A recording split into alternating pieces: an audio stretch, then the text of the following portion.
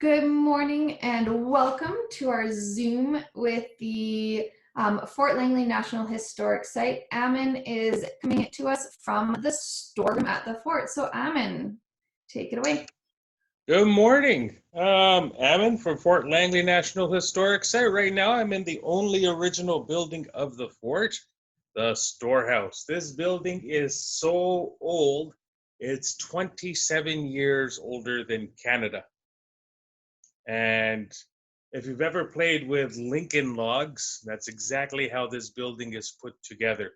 So it's like an old-fashioned version of Legos. So these beams right above my head, each one weighs well over 1,000 pounds, and there's no nails keeping it up.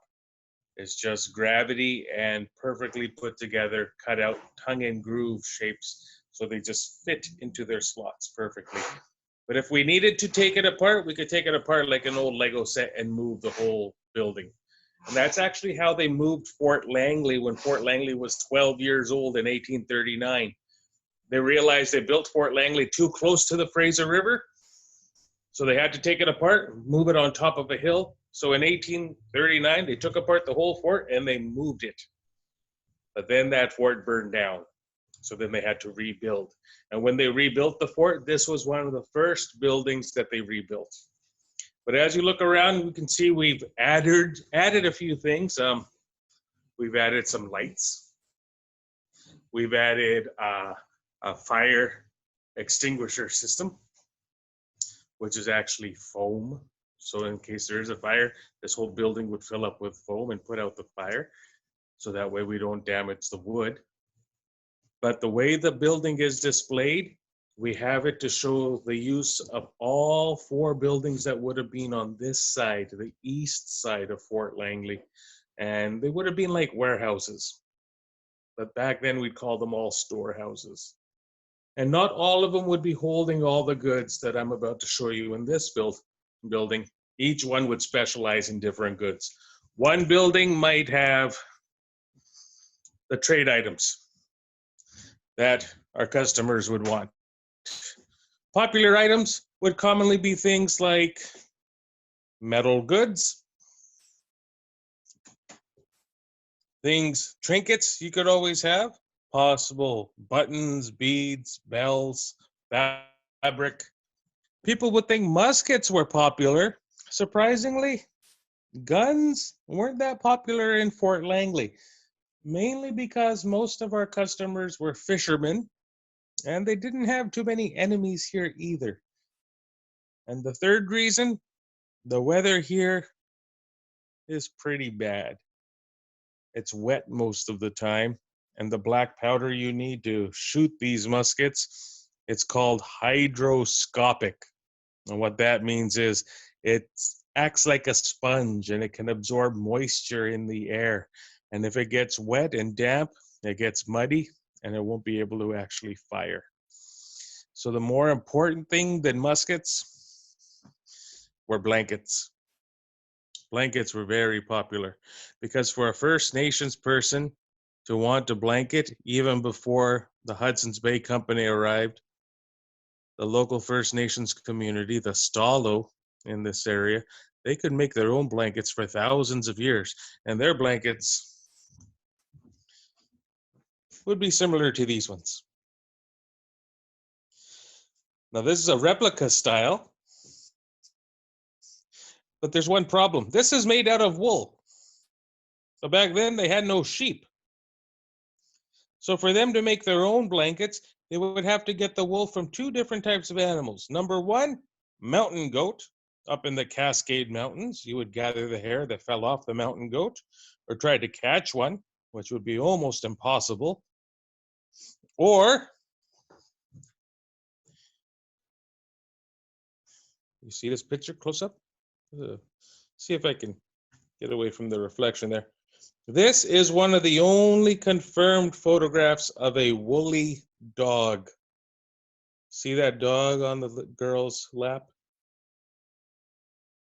You would collect the hair from these dogs to make blankets.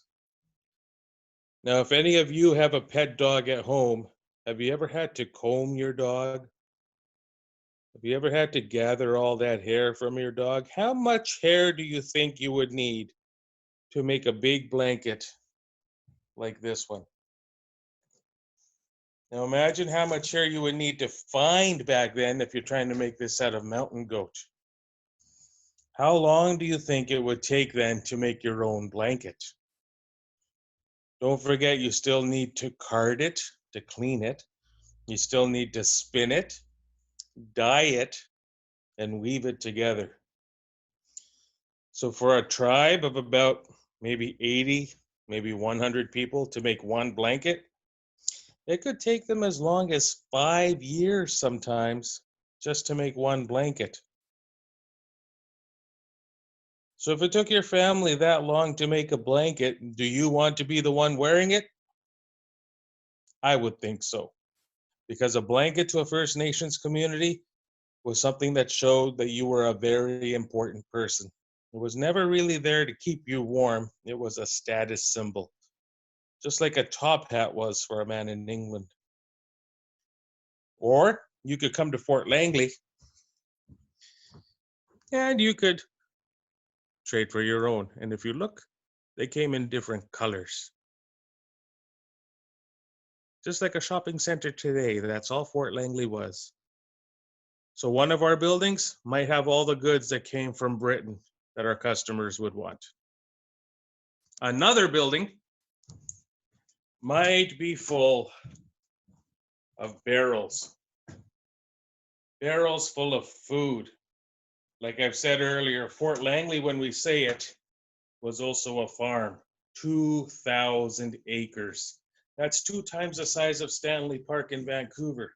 So we'd see barrels full of food everywhere in the fort, but you'd always have a building full of it so we could sell food to different places. And then if you looked at the barrels, they could tell us a lot about it. This barrel here tells us, just from the label on it, 57 is the year it was packed. HBC is from the Hudson's Bay Company. FL, Fort Langley. And then there's an S on it, and that's telling us there's salmon inside this barrel. This would be full of 90 fillets of salted pickled salmon. It would weigh about 200 pounds. And in most of the places in the world, this barrel back then would be sold to Hawaii.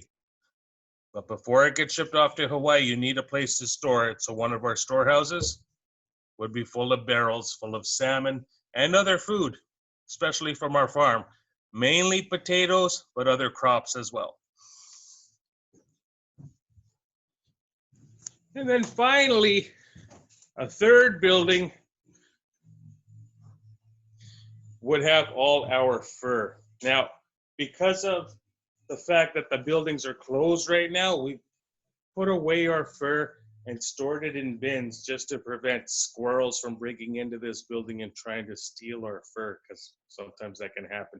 A lot of little squirrels and other rodents like to take the furs that are hanging here if no one's been in here for more than a month and try to make their own nests. So we put them away into bins so that doesn't happen. But I've got some photographs here of some of the animals that would be commonly brought in. So if people would be bringing in animals to trade,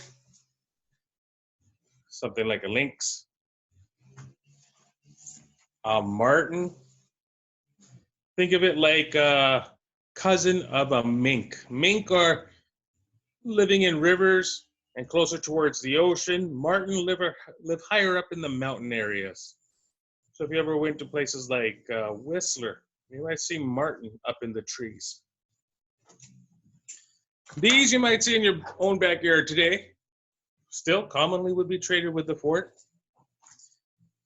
This guy, one of my favorites, hard to find in BC, endangered animal now, the badger. Very common in England, but surprisingly, his fur was never used to make clothing. Of all the things in the world, most of the badger hair that was sent to England was actually used to make brushes for men's shaving cream. Go figure. One of the coolest animals that was traded with Fort Langley was a wolverine. And one of the special things about the fur of a wolverine is that if you look through a microscope and you cut the hair is hollow on the inside, which actually means in cold temperatures, the hair of a wolverine will never freeze. So this was actually the first fur that they used for the inside of mittens, and was also the first fur you would use on the inside of your hood on your parka. But the most important fur would be the beaver.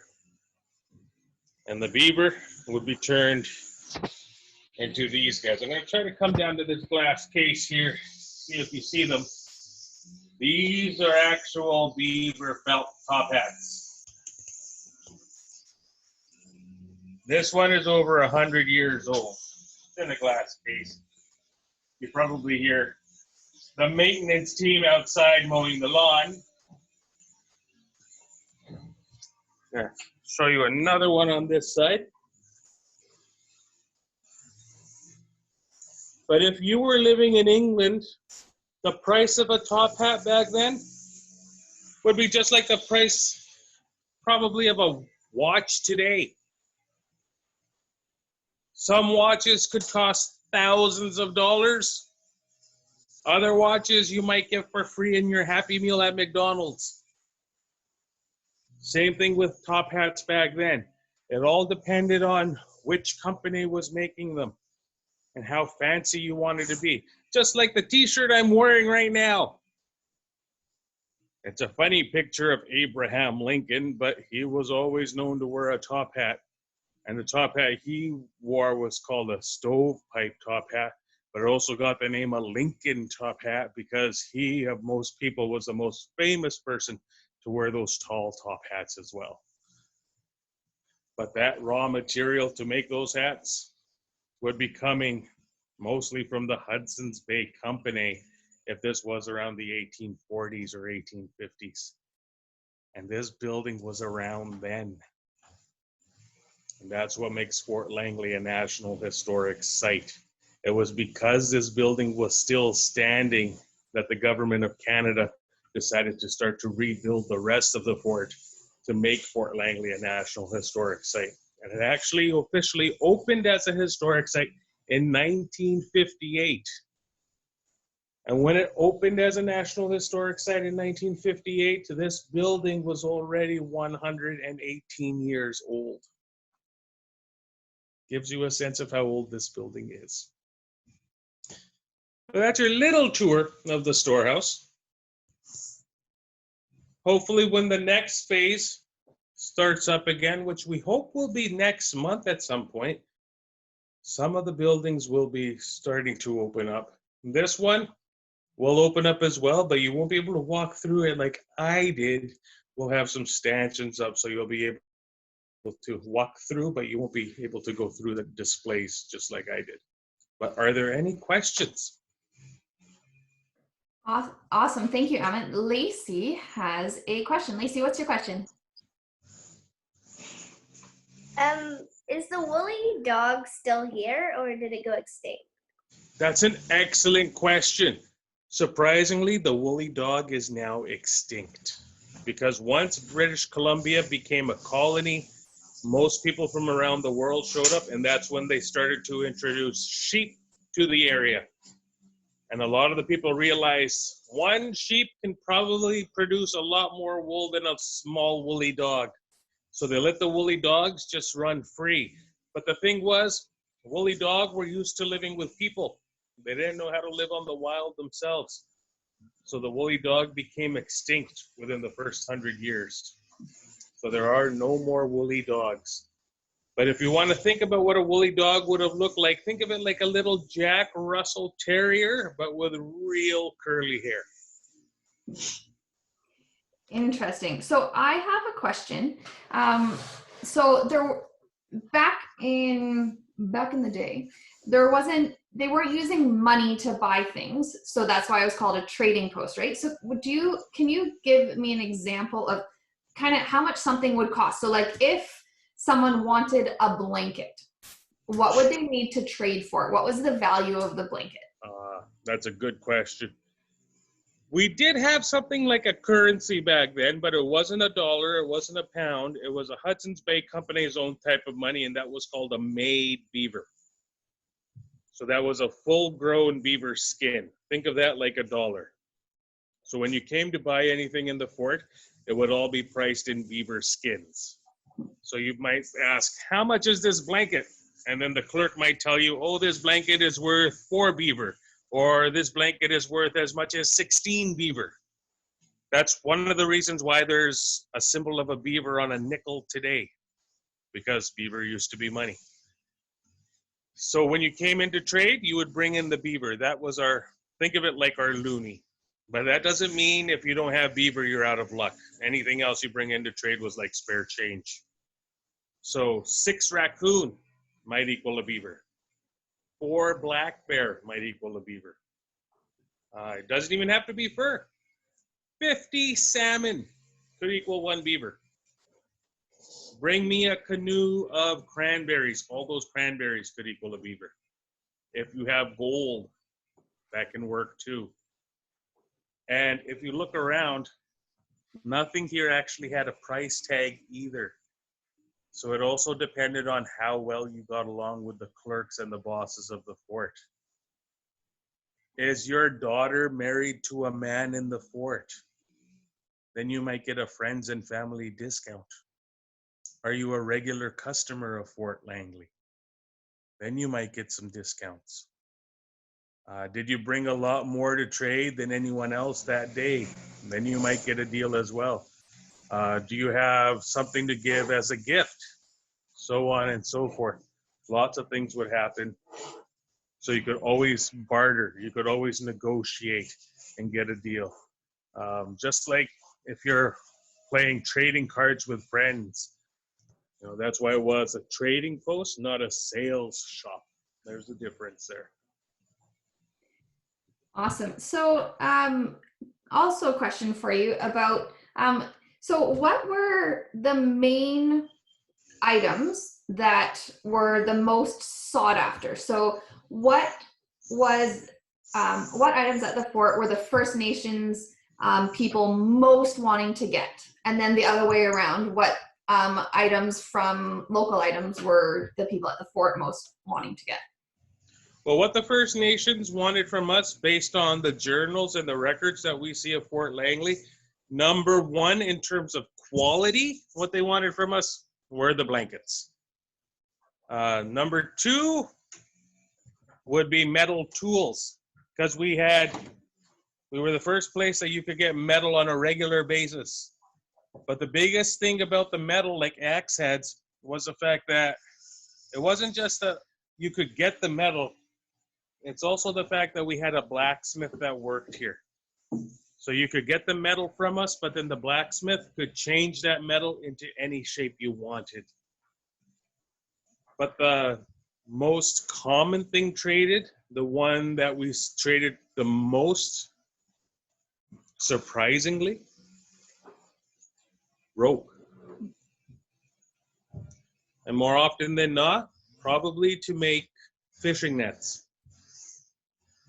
So rope was traded more than anything else in terms of records. But the most desired thing, the most expensive thing our customers wanted were blankets. So a blanket, like I said earlier, could be as little as 4 beavers or 2 beaver skins. It could be as expensive as 16 beaver. 1 beaver could give you enough rope to make 2 fishing nets. 1 beaver could give you enough metal to make 2 axe heads. What we wanted from our customers, more often than not, was the fur. Beaver more than anything, because that's what the company desired back in England. The most expensive fur of them all was the hardest fur to find, and that was called the silver fox. And a silver fox has no red. is just black and white. So wherever the red should be on the fox is replaced with a dark brown or a black. And that's just a rare genetic trait, just like a spirit bear. So it was 1 in a million to find. So when you came to trade, 1 silver fox was actually worth 2 beaver. Aside from that, when it came time for the salmon runs in the summertime, salmon was very much desired because the fort needed the salmon to preserve ourselves, aside from just trading it, because we need food to survive over the winter as well. If we didn't have these relations with the First Nations, the men of Fort Langley would have never survived. Awesome. So Declan has a question. I see your hand waving wildly, Declan. What's your question? At the fort, did they ever sell spears? Surprisingly, they never sold any other weapons aside from just the muskets that would have been available. So nothing seen in terms of spears, but axe heads were the most common metal tool that was traded for. Did the desirable items change over time? Like what was wanted most? Did it change throughout the time that the fort was operating, or did it stay fairly consistent? It stayed fairly consistent from what the fort wanted. What the customers wanted would have changed little bits over time. Primarily, though, the blankets were the go-getter. The color played a big factor, though. What the fort realized was we have to bring in different colors each year just to keep the demand high, just so people keep coming to shop. Same reason we go shopping to buy different shirts these days. Each year, there's a different shirt people want to wear, so the stores will start selling it. When the fort was first here, we started to just bring in the white with what we call the indigo stripe. And then the next year, we brought it in again. Both years, they sold very high. Then the third year, they didn't sell that high. Why? Because everyone already had that color. So then we had to come back the following year with just completely indigo. And then each year, we'd bring in a different color, a green one, then bring in a red one, then maybe bring in a blue one. The most popular one, red. Red was always seen as a symbol of power. The cheapest one, green. Because there were enough natural dyes outside for the First Nations people to dye the blankets green themselves.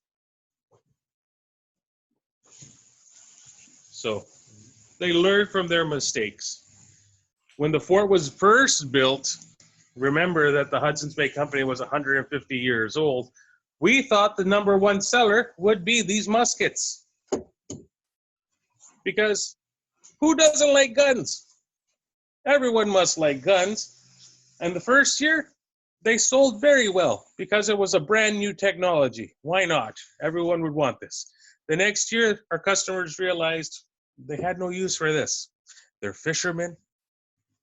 The weather's bad. They have no enemies. So the trade just started to go down. And that's why the boss of Fort Langley, a man named James Yale, said, you know what, guys? We have to stop how we're selling products to our customers. We can't keep bringing in brand new technology. We have to find out what's useful to our guests. So that's when he decided we're not going to bring in brand new technology anymore. We're going to bring in improved technology. We're going to look at what takes our customers the longest time for them to make themselves. And we're going to bring in the finished product, what's already made. So we know it takes them a long time to make blankets. We're going to bring in the blankets that are already made. We know it takes them a long time to make fishing nets out of probably cedar bark and twine from root of other plants. We're going to bring in rope that's already made. We know that they could probably make skinning knives out of wood, stone, or bone. We're going to bring in metal tools. So the main reason our customers were coming to shop here in Fort Langley wasn't because they needed any of this. The only reason they came to shop here is simply because it saved them time. Same reason we go shopping at the stores today. If you think about it, like this morning, I had cereal for breakfast. It was a lot easier for me to go get the milk from the refrigerator than by having a cow in my backyard. Right? If you put it into perspective, let's say Declan, I'll use you as an example. Let's say I'm in Declan's class, and after school, at the end of the school day, we've been given 100 math questions due the next morning. And on my way home, Declan says, "Hey, Ammon, I just got the new NHL video game. Do you want to come over and play?" Now, when I get home, I have two options. Option number one, I stay home and I do the 100 math questions myself. Option number two, I get my sister to do the math questions and I go play video games with Declan. What do you think I would do? I'd probably go with option number two. Do you think my sister's going to do my homework for free? Probably not. She'd probably say something like, give me $10. I'd say, $10? You're ridiculous. I'll give you a toonie. We have to negotiate. We settle on $5. I give her $5. I go play video games with Declan. Could I have done the math questions? Probably. We were taught how to do them in class. But do I want free time instead to do what I want? Yes, I do. It's the same reason our customers were coming to trade here in Fort Langley. It's not because they needed any of this stuff behind me. It's simply because it saved them time. And that's how Fort Langley operated. All we were was a shopping center. And we brought items that would save our customers time. Awesome, Amin. Well, thank you so much for giving us a tour of the Storehouse. It's nice to see some of the stuff that's there and learn a bit more about that. Lacey and Declan, do you guys have any questions before we end for today? No, you're good. Well, thank you so much. Next week will be our last Zoom meeting for the school year with Amin, but we're making plans for what we're going to do down there.